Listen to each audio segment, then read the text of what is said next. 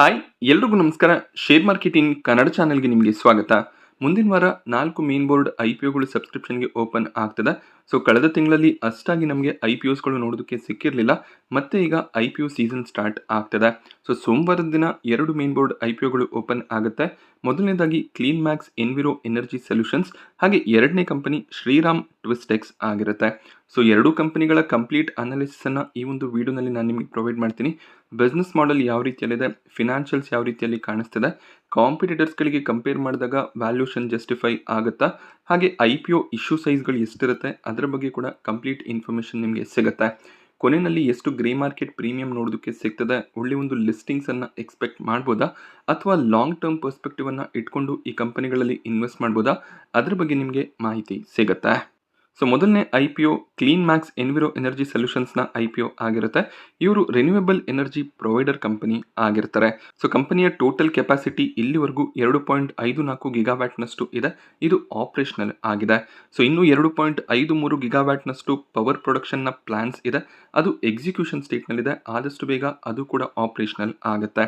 ಕಂಪನಿಯ major offering renewable power ಸೊಲ್ಯೂಷನ್ಸ್ಗಳನ್ನು provide ಮಾಡೋದು, ರಿನ್ಯೂವೇಬಲ್ ಪವರನ್ನು ಸಪ್ಲೈ ಮಾಡೋದು ಆಗಿರುತ್ತೆ.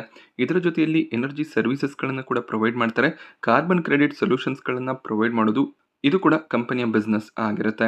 ವೈಡ್ ರೇಂಜ್ ಆಫ್ ಕಸ್ಟಮರ್ಸ್ಗಳಿಗೆ ಇವರು ಪವರ್ ಸೊಲ್ಯೂಷನ್ಸ್ಗಳನ್ನು ಪ್ರೊವೈಡ್ ಮಾಡ್ತಾರೆ. ಅದರ ಜೊತೆಯಲ್ಲಿ ಇಂಜಿನಿಯರಿಂಗ್, ಪ್ರೊಕ್ಯೂರ್ಮೆಂಟ್, ಕನ್ಸ್ಟ್ರಕ್ಷನ್ ಸರ್ವಿಸಸ್ಗಳನ್ನು ಕೂಡ ಪ್ರೊವೈಡ್ ಮಾಡ್ತಾರೆ. ಅಂದರೆ ಸೋಲಾರ್ ಎನರ್ಜಿ, ವಿಂಡ್ ಎನರ್ಜಿಯನ್ನು ಬಳಸ್ಕೊಂಡು ಪವರ್ ಪ್ಲಾಂಟ್ಗಳನ್ನು ಸ್ಟಾರ್ಟ್ ಮಾಡಬೇಕು ಅಂತ ಇದ್ರೆ ಅದರ ಆಪರೇಷನ್ ಆ್ಯಂಡ್ ಮೇಂಟೆನೆನ್ಸ್ ಸರ್ವಿಸಸ್ಗಳನ್ನು, ಅದರ ಕನ್ಸ್ಟ್ರಕ್ಷನ್ಗಳನ್ನು ಕೂಡ ಕಂಪನಿ ಪ್ರೊವೈಡ್ ಮಾಡ್ತಾರೆ. ಸೊ ಕಂಪನಿಯ ಬಿಸ್ನೆಸ್ ಆಫರಿಂಗ್ ಮೇಜರ್ ಆಗಿ ನಮಗೆ ಪವರ್ ಸೇಲ್ ಸೆಗ್ಮೆಂಟ್ ಆಗಿರುತ್ತೆ. ಅದರ ಜೊತೆಯಲ್ಲಿ ಎನರ್ಜಿ ಸರ್ವಿಸ್ ಸೆಗ್ಮೆಂಟ್ನಲ್ಲಿ ಕೂಡ ಇವರು ಕೆಲಸ ಮಾಡ್ತಿದ್ದಾರೆ.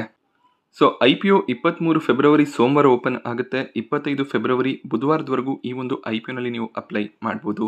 ₹1 ಫೇಸ್ ವ್ಯಾಲ್ಯೂ ನೋಡೋದಕ್ಕೆ ಸಿಗುತ್ತೆ. ₹1000 lower price band, ₹1053 cut off ಪ್ರೈಸನ್ನು ಕಂಪನಿ ಸೆಟ್ ಮಾಡಿದ್ದಾರೆ. 14 ಶೇರ್ಗಳ ಲಾಟ್ ಆಗಿರುತ್ತೆ. ಹಾಗೆ ಇಶ್ಯೂ ಸೈಜ್ 3100 ಕೋಟಿ ಆಗಿದೆ. ಒಂದು ದೊಡ್ಡ ಸೈಜ್ನ IPO ಅಂತಲೇ ಹೇಳ್ಬೋದಾಗುತ್ತೆ. ಫ್ರೆಶ್ ಇಶ್ಯೂ 1200 ಕೋಟಿ ಆಗಿದ್ದು, ಆಫರ್ ಫಾರ್ ಸೇಲ್ 1900 ಕೋಟಿ ಆಗಿದೆ. ಅಂದರೆ ಎಕ್ಸಿಸ್ಟಿಂಗ್ ಇನ್ವೆಸ್ಟರ್ಸ್, ಪ್ರಮೋಟರ್ಸ್ ತಮ್ಮ ಸ್ಟೇಕನ್ನು ಸೆಲ್ ಮಾಡ್ತಿದ್ದಾರೆ. ಅದು 1900 ಕೋಟಿ ಆಗಿರುತ್ತೆ. 1200 ಕೋಟಿಯ ಫ್ರೆಶ್ ಇಶ್ಯೂ ಏನಿದೆ ಅದನ್ನು ಕಂಪನಿ ತಮ್ಮ ಒಂದು ಡೆಟ್ ಕ್ಲಿಯರೆನ್ಸ್ನಲ್ಲಿ, ಕಂಪನಿಯ ಡೆವಲಪ್ಮೆಂಟ್ನಲ್ಲಿ ಬಳಸ್ಕೋಬೋದು.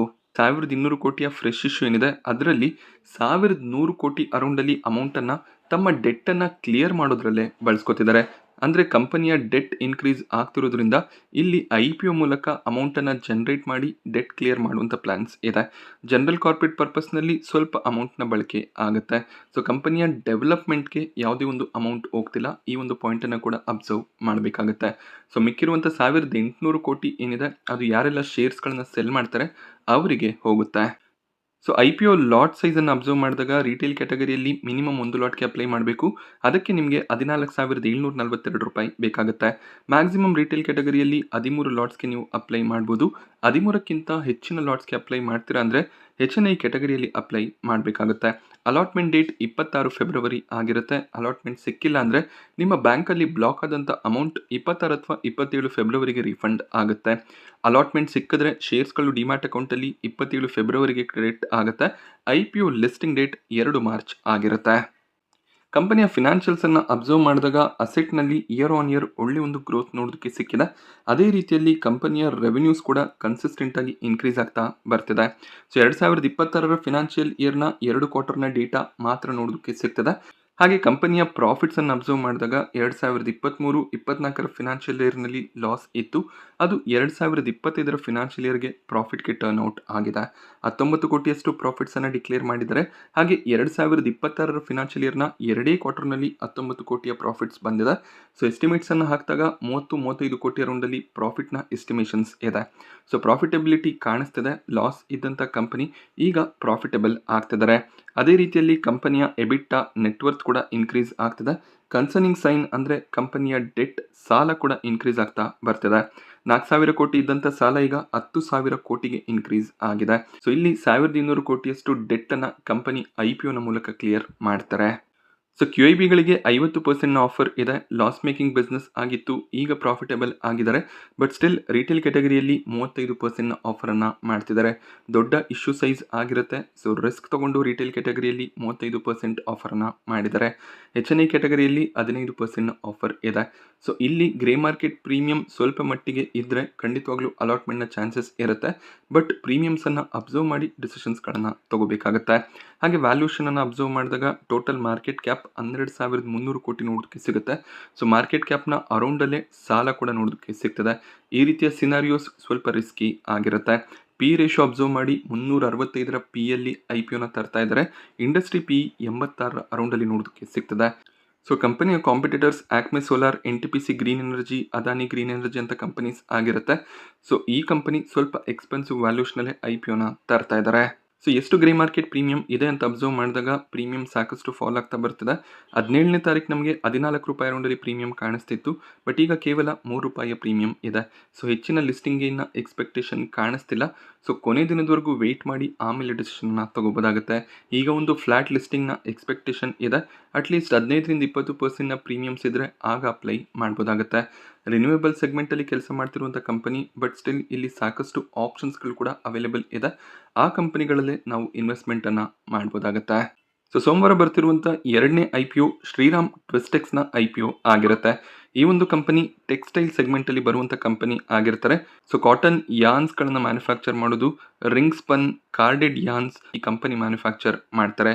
ಸೊ ಇವರು ಮ್ಯಾನುಫ್ಯಾಕ್ಚರ್ ಮಾಡುವಂಥ ಯಾನ್ಸ್ ಏನಿದೆ ಅದರ ಬಳಕೆ ಡೆನಿಮ್ಸ್ ಅಂದರೆ ಜೀನ್ಸ್ ಪ್ಯಾಂಟ್ಸ್ಗಳು, ಟೆರ್ರಿ ಟವೆಲ್ಸ್ಗಳು, ಶರ್ಟಿಂಗ್, ಶೀಟಿಂಗ್ ಈ ರೀತಿಯಲ್ಲಿ ಸಾಕಷ್ಟು ಪ್ರಾಡಕ್ಟ್ ಮ್ಯಾನುಫ್ಯಾಕ್ಚರಿಂಗ್ನಲ್ಲಿ ಬಳಕೆ ಆಗುತ್ತೆ. ಸೊ ಕಂಪನಿ B2B ಸೆಗ್ಮೆಂಟಲ್ಲಿ ಕೆಲಸ ಮಾಡ್ತಾರೆ. ಅಂದರೆ ಡೈರೆಕ್ಟಾಗಿ ಬಿಸ್ನೆಸಸ್ಗಳಿಗೆ ಯಾನ್ಸ್ಗಳನ್ನು ಸಪ್ಲೈ ಮಾಡೋದು ಕಂಪನಿಯ ಮೇಜರ್ ಬಿಸ್ನೆಸ್ ಆಗಿರುತ್ತೆ. ಸೊ ಗಾರ್ಮೆಂಟ್ ಎಕ್ಸ್ಪೋರ್ಟರ್ಸ್, ಬಲ್ಕ್ ಪರ್ಚೇಸರ್ಸ್ಗಳು, ಫ್ಯಾಬ್ರಿಕ್ ಪ್ರೊಸೆಸರ್ಸ್ಗಳಿಗೆ ಇವರು ಪ್ರಾಡಕ್ಟ್ಸ್ಗಳನ್ನು ಸಪ್ಲೈ ಮಾಡ್ತಾರೆ. ಸೊ ಕಂಪನಿ ತಮ್ಮ ಪ್ರಾಡಕ್ಟ್ಸ್ಗಳನ್ನು ಹೆಚ್ಚಾಗಿ ಗುಜರಾತ್, ರಾಜಸ್ಥಾನ್, ವೆಸ್ಟ್ ಬೆಂಗಾಲ್, ಮಹಾರಾಷ್ಟ್ರ, ತಮಿಳುನಾಡು, ಮಧ್ಯಪ್ರದೇಶ್, ಪಂಜಾಬ್ ಈ ರೀತಿಯ ಸ್ಟೇಟ್ಗಳಲ್ಲಿ ಸೆಲ್ ಮಾಡ್ತಾರೆ. ಇವರ ಮ್ಯಾನುಫ್ಯಾಕ್ಚರಿಂಗ್ ಫೆಸಿಲಿಟಿ ಗುಜರಾತ್ನಲ್ಲಿದೆ. 17 ರಿಂಗ್ ಸ್ಪಿನ್ನಿಂಗ್ ಮೆಷಿನ್ಸ್ಗಳನ್ನು ಕಂಪನಿ ಹೊಂದಿದ್ದಾರೆ. ಹಾಗೆ ಈ ಯಾನ್ಸ್ಗಳನ್ನು ಸ್ಟೋರ್ ಮಾಡೋದಕ್ಕೆ 5 ವೇರ್ಹೌಸ್ಗಳನ್ನು ಹೊಂದಿದ್ದಾರೆ. 2 ರಾ ಮೆಟೀರಿಯಲ್ ಸ್ಟೋರೇಜ್ ಪ್ಲಾಂಟ್ಗಳು ಕೂಡ ಇದೆ. ಹಾಗೆ 2 ಫಿನಿಶ್ಡ್ ಗೂಡ್ಸ್ ಸ್ಟೋರೇಜ್ ಪ್ಲಾಂಟ್ಸ್ಗಳನ್ನು ಕೂಡ ಹೊಂದಿದ್ದು 1 ಜನರಲ್ ಸ್ಟೋರೇಜ್ ಪ್ಲಾಂಟ್ ಕೂಡ ಇದೆ. So combined capacity 9,855 metric tons ಆಗಿರುತ್ತೆ. ಸೊ ಈ ಒಂದು IPO ಕೂಡ 23 ಫೆಬ್ರವರಿಗೆ ಓಪನ್ ಆಗುತ್ತೆ. 25 ಫೆಬ್ರವರಿವರೆಗೂ ನೀವು ಅಪ್ಲೈ ಮಾಡ್ಬೋದಾಗುತ್ತೆ. 10 ರೂಪಾಯಿಯ ಫೇಸ್ ವ್ಯಾಲ್ಯೂ ಇದ್ದು 95 ರೂಪಾಯಿಯ lower price band, 104 cut off price ಇದೆ. ರಿಟೇಲ್ ಕ್ಯಾಟಗರಿಯಲ್ಲಿ ಯಾವಾಗಲೂ ಕೂಡ ಕಟ್ ಆಫ್ ಪ್ರೈಸ್ನಲ್ಲಿ ಅಪ್ಲೈ ಮಾಡಬೇಕಾಗುತ್ತೆ. ಲಾಟ್ ಸೈಜ್ 144 ಶೇರ್ಗಳದ್ದು ಆಗಿದ್ದು 110 ಕೋಟಿಯ ಇಶ್ಯೂ ಸೈಜ್ ಇದೆ. ತುಂಬಾ ಸಣ್ಣ ಸೈಜ್ನ IPO ಆಗಿದ್ದು ಸೊ 110 ಕೋಟಿ ಕೂಡ ಫ್ರೆಶ್ ಕ್ಯಾಪಿಟಲ್ ಆಗಿರುತ್ತೆ. ಅಂದರೆ ಫ್ರೆಶ್ ಇಶ್ಯೂನ ತರ್ತಿದ್ದಾರೆ. ಯಾವುದೇ ರೀತಿಯಲ್ಲಿ ಪ್ರಮೋಟರ್ಸ್ ಅಥವಾ ಎಕ್ಸಿಸ್ಟಿಂಗ್ ಇನ್ವೆಸ್ಟರ್ಸ್ ತಮ್ಮ ಶೇರ್ಸ್ಗಳನ್ನು ಸೆಲ್ ಮಾಡ್ತಿಲ್ಲ. ಸೊ 110 ಕೋಟಿಯನ್ನು ಕಂಪನಿ ತಮ್ಮ ಒಂದು ಪವರ್ ಪ್ಲಾಂಟ್ ಕ್ಯಾಪ್ಟಿವ್ ಯೂಸ್ನಲ್ಲಿ, ಹಾಗೆ ವರ್ಕಿಂಗ್ ಕ್ಯಾಪಿಟಲ್ ರಿಕ್ವೈರ್ಮೆಂಟ್ನಲ್ಲಿ, ಹಾಗೆ ಕೆಲವೊಂದಿಷ್ಟು ಐಟಮ್ಸ್ಗಳನ್ನ ಪರ್ಚೇಸ್ ಮಾಡೋದ್ರಲ್ಲಿ ಬಳಕೆ ಮಾಡಬೇಕು ಅಂತ ಇದ್ದಾರೆ. ಸೊ ರಿಟೇಲ್ ಕ್ಯಾಟಗರಿಯಲ್ಲಿ ಮಿನಿಮಮ್ ಒಂದು ಲಾಟ್ಗೆ ಅಪ್ಲೈ ಮಾಡೋದಕ್ಕೆ 14,976 ರೂಪಾಯಿ ಬೇಕಾಗುತ್ತೆ. ಮ್ಯಾಕ್ಸಿಮಮ್ ನೀವು ರಿಟೇಲ್ ಕ್ಯಾಟಗರಿಯಲ್ಲಿ 13 ಲಾಟ್ಗೆ ಅಪ್ಲೈ ಮಾಡ್ಬೋದು. 13ಕ್ಕಿಂತ ಹೆಚ್ಚಿನ ಲಾಟ್ಗೆ ಅಪ್ಲೈ ಮಾಡ್ತೀರಾ ಅಂದರೆ HNI ಕ್ಯಾಟಗರಿಯಲ್ಲಿ ಅಪ್ಲೈ ಮಾಡಬೇಕಾಗುತ್ತೆ. ಅಲಾಟ್ಮೆಂಟ್ ಡೇಟ್ 26 ಫೆಬ್ರವರಿ ಆಗಿದ್ರೆ ಲಿಸ್ಟಿಂಗ್ ಡೇಟ್ 2 ಮಾರ್ಚ್ ಆಗಿರುತ್ತೆ. ಫಿನಾನ್ಷಿಯಲ್ಸನ್ನು ಅಬ್ಸರ್ವ್ ಮಾಡಿದಾಗ ಕಂಪನಿಯ ಅಸೆಟ್ಸ್ ಸ್ಟ್ರಾಂಗ್ ಆಗಿ ಇನ್ಕ್ರೀಸ್ ಆಗ್ತಾ ಬರ್ತಿದೆ. ಅದೇ ರೀತಿಯಲ್ಲಿ ರೆವೆನ್ಯೂನಲ್ಲಿ ಕೂಡ ಒಳ್ಳೆ ಒಂದು ಜಂಪ್ ಇದೆ. 2026 ಫಿನಾನ್ಷಿಯಲ್ ಇಯರ್ನ 2 ಕ್ವಾರ್ಟರ್ನ ಡೇಟಾ ನೋಡೋದಕ್ಕೆ ಸಿಗ್ತದೆ. 2 ಕೋಟಿ ಇದ್ದಂಥ ಪ್ರಾಫಿಟ್ಸ್ 2025 ಫಿನಾನ್ಷಿಯಲ್ ಇಯರ್ಗೆ 8 ಕೋಟಿಗೆ ಜಂಪ್ ಆಗಿದೆ. 2026 ಫಿನಾನ್ಷಿಯಲ್ ಇಯರ್ನ 2 ಕ್ವಾರ್ಟರ್ನಲ್ಲಿ 7 ಕೋಟಿಯ ಪ್ರಾಫಿಟ್ಸ್ ಬಂದಿದೆ. ಸಣ್ಣ ಸೈಜ್ನ ಕಂಪನಿ ಪ್ರಾಫಿಟ್ಸ್ ಕೂಡ ನಮಗೆ ಸಿಂಗಲ್ ಡಿಜಿಟ್ನಲ್ಲಿ ನೋಡೋದಕ್ಕೆ ಸಿಗುತ್ತೆ. ಹಾಗೆ ನೆಟ್ವರ್ತ್, ಎಬಿಟಾ, ರಿಸರ್ವ್ಸ್ ಕೂಡ ಸ್ಟ್ರಾಂಗ್ ಆಗಿ ಇನ್ಕ್ರೀಸ್ ಆಗ್ತಾ ಬರ್ತಿದೆ. 60 ಕೋಟಿ ಅರೌಂಡಲ್ಲಿ ಡೆಟ್ಟನ್ನು ಕೂಡ ಕಂಪನಿ ಹೊಂದಿದೆ. ಸೊ ಇವರು QIB ಕ್ಯಾಟಗರಿಯಲ್ಲಿ 75% ಆಫರನ್ನು ಮಾಡ್ತಿದ್ದಾರೆ. ಇಶ್ಯೂ ಸೈಜ್ 110 ಕೋಟಿ ಆಗಿರುತ್ತೆ. ಅದರಲ್ಲಿ ಕೇವಲ 10% ಮಾತ್ರ ರಿಟೇಲ್ ಇನ್ವೆಸ್ಟರ್ಸ್ಗಳಿಗೆ ಅಪ್ಲೈ ಆಗುತ್ತೆ. ಅಂದರೆ ತುಂಬಾ ಕಡಿಮೆ ಚಾನ್ಸಸ್ ಇದೆ ಈ ಒಂದು IPOನಲ್ಲಿ ಅಲಾಟ್ಮೆಂಟ್ ಸಿಗೋದಕ್ಕೆ. ಗ್ರೇ ಮಾರ್ಕೆಟ್ ಪ್ರೀಮಿಯಂ ಕಡಿಮೆ ಇದ್ದರೆ ಮೇ ಬಿ ಒಂದು ಚಾನ್ಸ್ ಇರುತ್ತೆ. ಬಟ್ ಸ್ವಲ್ಪ ಅಪ್ಲಿಕೇಶನ್ಸ್ ಬಂದರೂ ಕೂಡ ಈ ಒಂದು IPO ಕಂಪ್ಲೀಟ್ ಆಗಿ ಫಿಲ್ ಔಟ್ ಆಗುತ್ತೆ. ವ್ಯಾಲ್ಯೂಷನನ್ನು ಅಬ್ಸರ್ವ್ ಮಾಡಿದಾಗ ಅಪ್ಪರ್ ಪ್ರೈಸ್ ಬ್ಯಾಂಡ್ನಲ್ಲಿ ಟೋಟಲ್ ಮಾರ್ಕೆಟ್ ಕ್ಯಾಪ್ 414 ಕೋಟಿ ಆಗಿರುತ್ತೆ. ಒಂದು ಮೈಕ್ರೋ ಕ್ಯಾಪ್ನ ಕಂಪನಿಯಾಗಿ ಮಾರ್ಕೆಟ್ನಲ್ಲಿ ಲಿಸ್ಟ್ ಆಗ್ತಾರೆ. ಅರ್ನಿಂಗ್ ಪರ್ ಶೇರ್ 3 ರೂಪಾಯಿ ಅರೌಂಡಲ್ಲಿ ಇದೆ. 38 PEಯಲ್ಲಿ IPOನ ತರ್ತಿದ್ದಾರೆ. ಬಟ್ ಇಂಡಸ್ಟ್ರಿ PE ಅಬ್ಸರ್ವ್ ಮಾಡಿದಾಗ 4 ಅರೌಂಡಲ್ಲಿ PE ಕಾಣಿಸ್ತಿದೆ. ಸೊ ಇದು ಕೂಡ ಒಂದು ಎಕ್ಸ್ಪೆನ್ಸಿವ್ ವ್ಯಾಲ್ಯೂಷನ್ ಆಗಿರುತ್ತೆ. So Ambika cotton mills, Damodar industries limited, Rajapalayam mills limited ಇವರ ಕಾಂಪಿಟೇಟರ್ಸ್ ಆಗಿರ್ತಾರೆ. ಈ ಕಂಪನಿಗಳು ತುಂಬಾ ಚೀಪ್ PLE ಮಾರ್ಕೆಟ್ನಲ್ಲಿ ಟ್ರೇಡ್ ಆಗ್ತದೆ. ಸೊ ಶ್ರೀರಾಮ್ ಟ್ವಿಸ್ಟೆಕ್ಸ್ನಲ್ಲಿ IPO ಗ್ರೇ ಮಾರ್ಕೆಟ್ ಪ್ರೀಮಿಯಂ ₹5 ಅರೌಂಡಲ್ಲಿ ಕಾಣಿಸ್ತದೆ. 4-5% ಲಿಸ್ಟಿಂಗ್ ಗೇಯ್ನ ಎಕ್ಸ್ಪೆಕ್ಟೇಷನ್ ಇದೆ. ಸೊ ಯಾವುದೇ ಒಂದು IPOನಲ್ಲಿ ನೀವು ಲಿಸ್ಟಿಂಗ್ ಗೇಯ್ನ ಪರ್ಸ್ಪೆಕ್ಟಿವ್ನಿಂದ ಅಪ್ಲೈ ಮಾಡ್ತೀರಾ ಅಂದರೆ ಅಟ್ಲೀಸ್ಟ್ 15-20% ಪ್ರೀಮಿಯಂ ಇದ್ದರೆ ಆಗ ಅಪ್ಲಿಕೇಶನ್ಸನ್ನು ಹಾಕ್ಬೋದಾಗುತ್ತೆ. ಈ ಒಂದು IPO ಸಣ್ಣ ಸೈಜ್ನ IPO ಆಗಿರುತ್ತೆ. ಅಲಾಟ್ಮೆಂಟ್ನ ಚಾನ್ಸಸ್ ಕೂಡ ಕಡಿಮೆ ಇದೆ. ಕೊನೆ ದಿನ ವೆಯ್ಟ್ ಮಾಡಿ, ಅದಾದಮೇಲೆ ಬೇಕಾದರೆ ಡಿಸಿಷನ್ಸನ್ನು ತಗೋಬೋದಾಗುತ್ತೆ.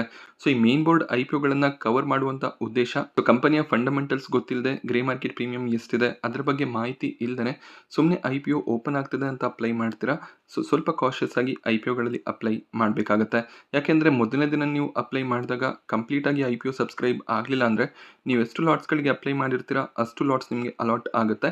ಆಮೇಲೆ IPO ನೆಗೆಟಿವ್ ಆಗಿ ಓಪನ್ ಆಗ ನೀವು ಒಳ್ಳೆ IPOಗಳಲ್ಲಿ ಕೂಡ ಅಪ್ಲೈ ಮಾಡೋದಿಲ್ಲ. ಯಾಕೆಂದರೆ ಒಂದು ಬಾರಿ ನಿಮಗೆ ನೆಗೆಟಿವ್ ರಿಟರ್ನ್ ಸಿಗೋದಕ್ಕೆ ಸ್ಟಾರ್ಟ್ ಆದಾಗ IPOಗಳಲ್ಲಿ ಲಾಭ ಇಲ್ಲ ಅಂತ ಅಂದ್ಕೊಂಡು ನೀವು IPOಗಳಲ್ಲಿ ಅಪ್ಲೈ ಮಾಡೋದಿಲ್ಲ. ಸೊ ಆದ್ದರಿಂದ ಸರಿಯಾದ IPOಗಳಲ್ಲಿ ಫಂಡಮೆಂಟಲ್ಸನ್ನು ಚೆಕ್ ಮಾಡಿಕೊಂಡು ಅಪ್ಲೈ ಮಾಡೋದು ತುಂಬಾ ಇಂಪಾರ್ಟೆಂಟ್ ಆಗುತ್ತೆ. ಸೊ 2 IPOಗಳ ಬಗ್ಗೆ ನಾನು ನಿಮಗೆ ತಿಳಿಸ್ಕೊಟ್ಟಂಥ ಇನ್ಫಾರ್ಮೇಷನ್ ಇಷ್ಟ ಆದರೆ ವಿಡಿಯೋನ ಲೈಕ್ ಮಾಡಿ. ಹಾಗೆ ಇದೇ ರೀತಿಯ ಮಾರ್ಕೆಟ್ ಅಪ್ಡೇಟ್ಸ್, IPO ರಿವ್ಯೂಸ್ಗೋಸ್ಕರ ಚಾನಲ್ನ ಸಬ್ಸ್ಕ್ರೈಬ್ ಮಾಡ್ಕೊಳ್ಳಿ. Thank you friends.